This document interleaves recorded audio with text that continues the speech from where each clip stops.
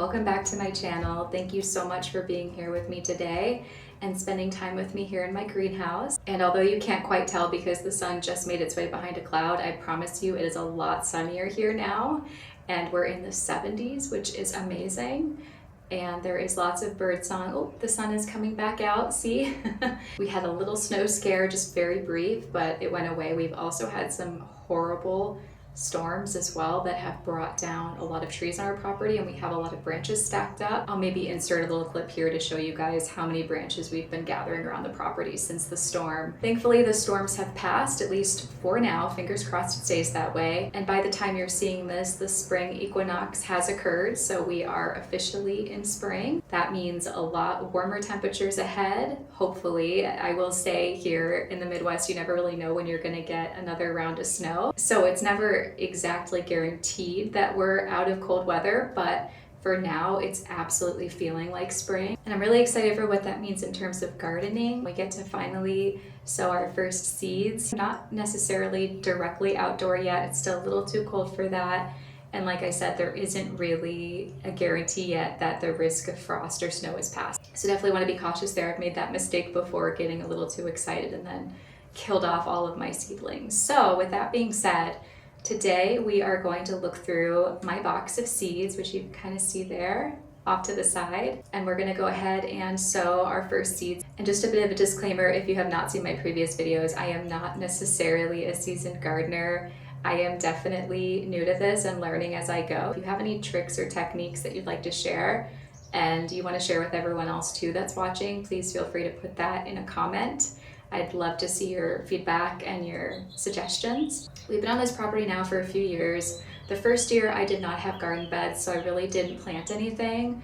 And then we built a couple of beds off, actually right to the side of my greenhouse here. There's 5 of them, and they're pretty low to the ground. That's where currently some of the perennial herbs live, like oregano, we have some thyme, we have some lavender, and I did direct sow a couple of flowers and vegetables into there as well. I attempted to do cosmos. I also attempted poppies at one point. And then from a vegetable perspective, I did try celery. I tried some like leafy greens and chard, and what else did I do? I did some radishes, I did some carrots. I definitely learned some valuable things doing that for the first time, and one of those lessons was when I direct sowed the radish and the carrot. I think it's because our soil is pretty compacted. We do have a top dressing of at least 4 inches or so of compost, but I think because the clay underneath it is obviously so dense, those carrots actually came out to be like no greater than a couple of inches. I think just because they didn't have enough room to put their roots truly down. Let me know if you guys have other theories as to why that may have happened. So I am not going to do that again. And actually, I do have 2 much larger, higher beds now in the critter fence area that my husband built for me last year. The goal of those beds is to have more control of the soil composition that I'm planting into so that I don't have to deal with the clay. And we actually just placed a soil order that we should be able to pick up next week to fill those beds with. And the goal as well is really just to help with my joints and not have to bend over so much because they're substantially off the ground. So that's going to be really helpful. Aesthetically, I also just like the look of that. I've seen it in a lot of garden inspiration books and wanted to do that. Should be able to start filling those beds up here real soon with the soil and start direct sowing the things that I can think about direct sowing here shortly, like those carrots and radishes, and hopefully they come out larger than just a couple inches and I get a decently formed root vegetable. And then in terms of the flowers that I attempted to plant, the cosmos and the poppies, I had a lot of luck direct sowing the cosmos into the bed, as long as they were planted in the bed that got the most sun.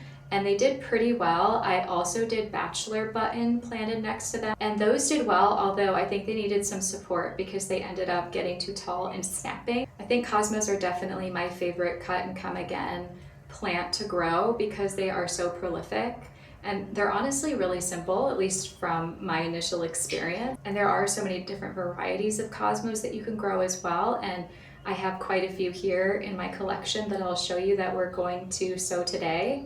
The poppies I really wasn't very lucky on. I bought a whole bunch of seeds from Floret Farm, and They were these gorgeous breadseed poppy large flowers, and I was really looking forward to them, and they literally did nothing. They just didn't grow. I don't think that that's, any fault of the seed or that brand. I just think that I didn't really know what I was doing with them. I'm sure I didn't do it appropriately. Honestly, they probably didn't get enough sun either, because the bed that they were in, I don't think gets super adequate sun for flowers. I do want to retry doing poppies again this year. I will be direct sowing them when it gets much warmer. All of that being said, I do want to get a little bit more time out of my cosmos this year, and I probably will direct sow some later on, but I do want to start them out in some pots. This, from my previous attempts, can be a little bit tricky because they can get quite leggy. So there's a bit of a delicate balance of planting them too early and planting them too late. Realistically, for where I am in the world, it probably is too early, but I do still want to give it a try and experiment. And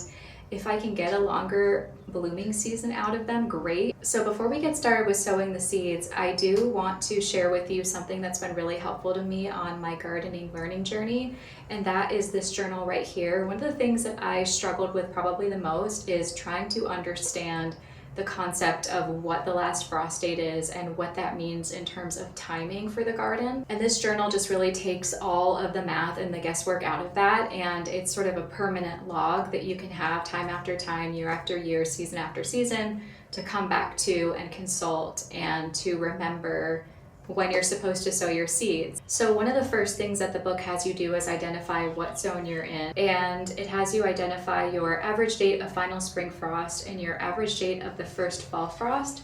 And there's even a record area where you can note down variations across year to year. And then another thing I find to be really helpful is they have sort of this schedule view of the ideal time to start sowing your seeds indoors for spring vegetables, and then there's the outdoor direct seeding schedule as well. And there's also a schedule for herbs and starting them from seed. So you can see here there's essentially a category of vegetable, and then it gives you a guide as to the approximate weeks before the average date of final spring frost, and then you can input your specific dates so that every time you go to sow these year after year, you know what date you should be starting. And as you can see, I'm behind, which I almost always am. Another thing that I love about this journal is after that seed schedule, there are individual pages that give even more bits of information about different herbs and vegetables. And there's a place to record the varieties that you're planting, the sources that you're obtaining the seed from. It even has a place to record the date and notes in terms of how well that seed performed and how was the harvest, how was the flavor, so that you can keep this information year after year and remember what you like to plant and how it did.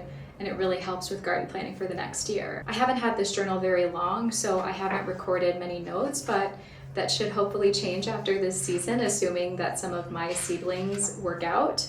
And just to show you a close-up example, here is a page for beans, and it recommends direct seeding. And it says start seed after date of final spring frost. Seed depth is 1 inch, and it gives a bunch of interesting information here. And then here is that little log that I mentioned where you can write down what varieties you're planting, where the sources of seeds are from. You can see I bought some Bush Royalty Purple Pod seeds from Strictly Medicinal that I've admittedly never planted. I'm sure we're going to see those in my seed box here in a second. I would like to do beans, so that's a reminder for me to check on these and maybe get them going direct into the soil once those beds are up. And then here's the log, like I said. Okay, and now that I've chatted your ears off, let's go ahead and get sowing. Okay, so before we continue along, I did want to share with you something that has made my seed storing life a lot easier, and that is this adorable seed trunk. And I think I got it from Amazon. I will find it and link it in the description for you all in case you're interested. It's not an affiliate or sponsorship or anything like that of the sort. It's just something I genuinely like and found super cute and thought was helpful. As you can see, it secures with these little metal clasps. Okay, so I just opened it, and now you can see it has these little compartments where you can organize and place your seed packets. And as chaotic as it looks, I do have a system. I do organize these alphabetically, and these compartments to the right I use exclusively for flowers and some herbs, I think. I say that because sometimes I think I'm being incredibly organized and then I look back and I have no idea what I did. So let's hope this isn't one of those scenarios. This is kind of ironic, but this is that red seed poppy that I mentioned from Florette that I got that unfortunately I just couldn't get to work for me. And yeah, not to get on a tangent there. So yeah, I essentially just place all of my seeds in this trunk, and you'll see that some of my favorite seed brands are adaptive seeds, which I found out about this kind of recently. It's from the Pacific Northwest, and they're open pollinated and organic. At least I think majority of their seeds are organic, maybe all, I am not sure. Case in point of me not paying attention to where I just grabbed that from. I think I put it back in the right spot.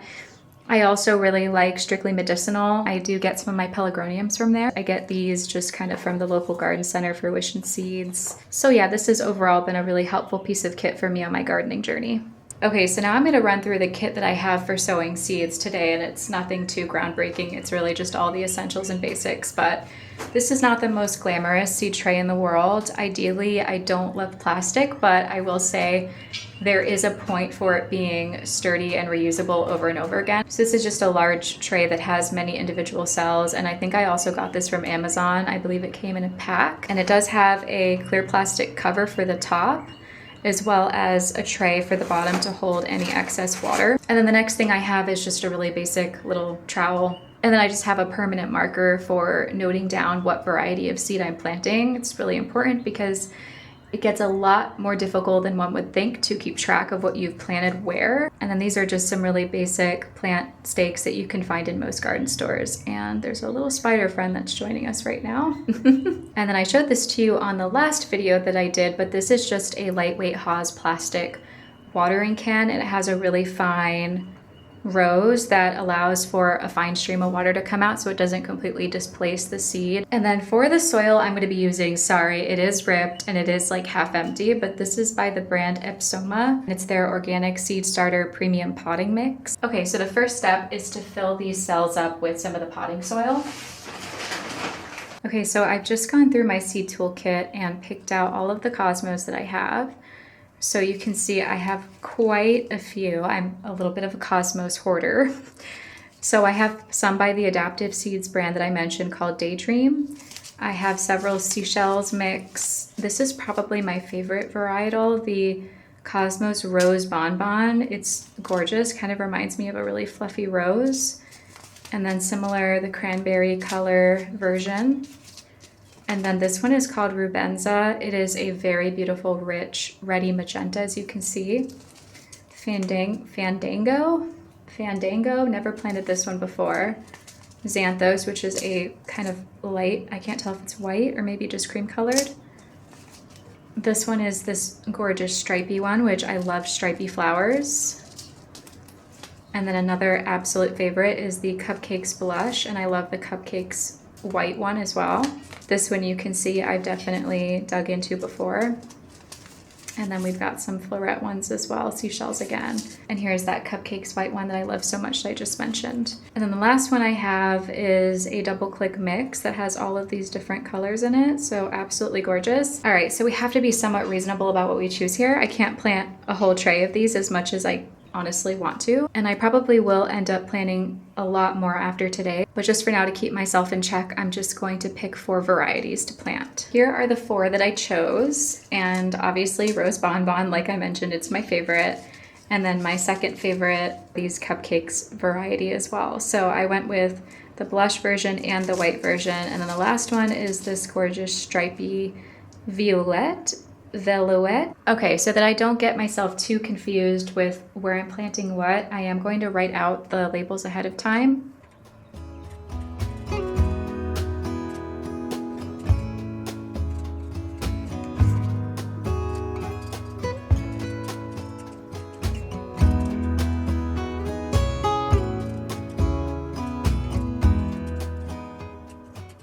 And honestly, using a finer tip than this would be better. As you can see, it's bleeding quite a bit, but I can read it, so that's all that matters.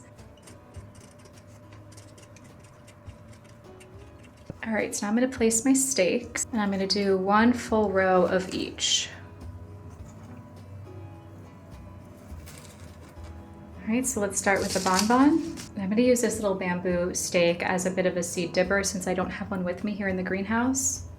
I'm just gonna make a little bit of an indent in the soil.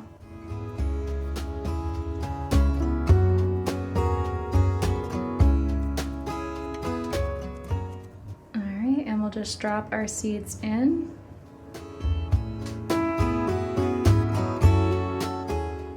Something I should say as well is it can be really helpful to hydrate the soil before doing this, but I'm a bit lazy and I'm not going to do that. I'm just gonna give it a water afterwards. So that'll kind of prevent the seeds from moving around too much in the soil if that's an issue for you. All right, and then we're just gonna go ahead and cover up the seed. And now we're gonna move on to the Villouette one.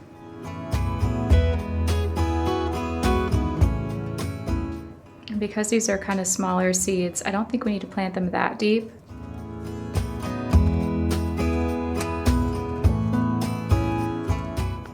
And now we're moving on to the cupcake variety.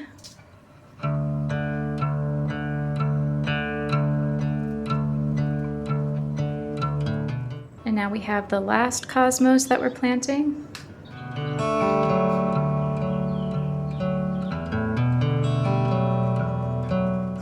All right, so that is our 4 varieties all planted. We are gonna move on, and instead of flowers, we're gonna pivot over to, I don't know if nasturtium is definitely, I don't know, is this a vegetable, a flower, or an herb? I honestly don't know. It produces these really funky, kind of quirky green leaves that I believe have a bit of a spicy kick. And then it also produces edible flowers, which I think is a lot of fun for decorating desserts with. And this variety is called the Jewels, and it's from the Strictly Medicinal Seeds brand. Okay, so we're just gonna do 1 row of nasturtium.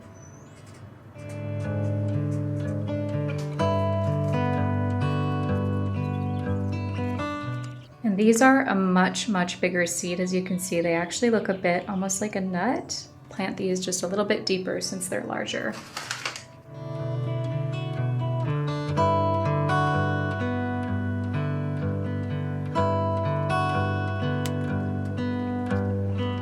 Okay, and the next one I want to move on to is butterhead lettuce, and I want to plant quite a few of these, so I think I'm going to do 2 full rows.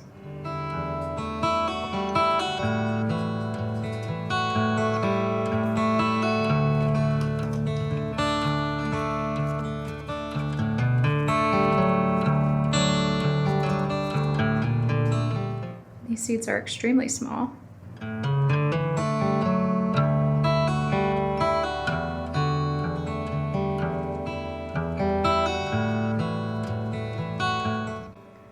Okay, so we're down to just a few open spots left here, and I think I want to do 1 full row of sorrel. I love this on burgers, and it has like a really tangy kind of flavor to it. It's extremely good. And I actually decided to do 2 full rows of this just in case some of the seedlings don't end up being viable, which definitely does happen.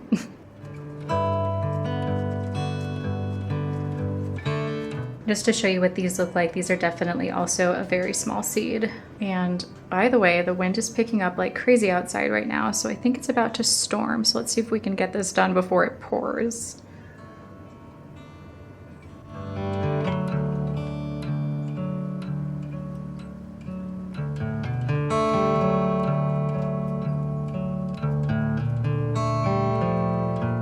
I did want to sow pumpkins and zucchini today, but I think these cells are just much too small for something like that. So I'm going to sow those into larger pots in the next couple of days.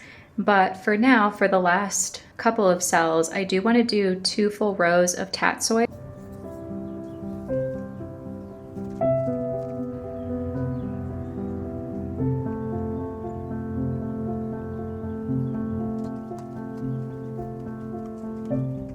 Okay, so I'm going back on my word. I know I said I was only going to do 4 rows of cosmos, but I actually am going to do 1 final row of each of these for the 2 remaining that I have open. I feel like my handwriting gets sloppier and sloppier with each passing minute.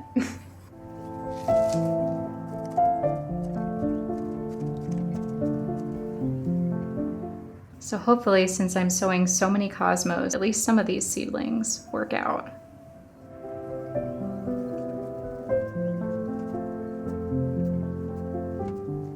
Okay, so now for the final step, I am just going to give these a really good water.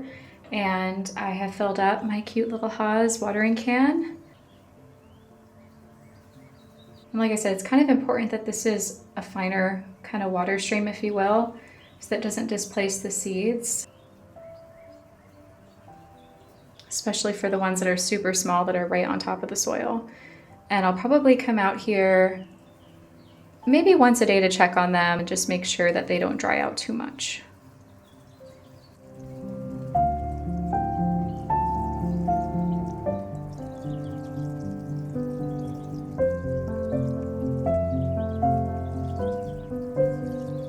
All right, so that's them completely watered, and I will update you once I start to see some seedlings.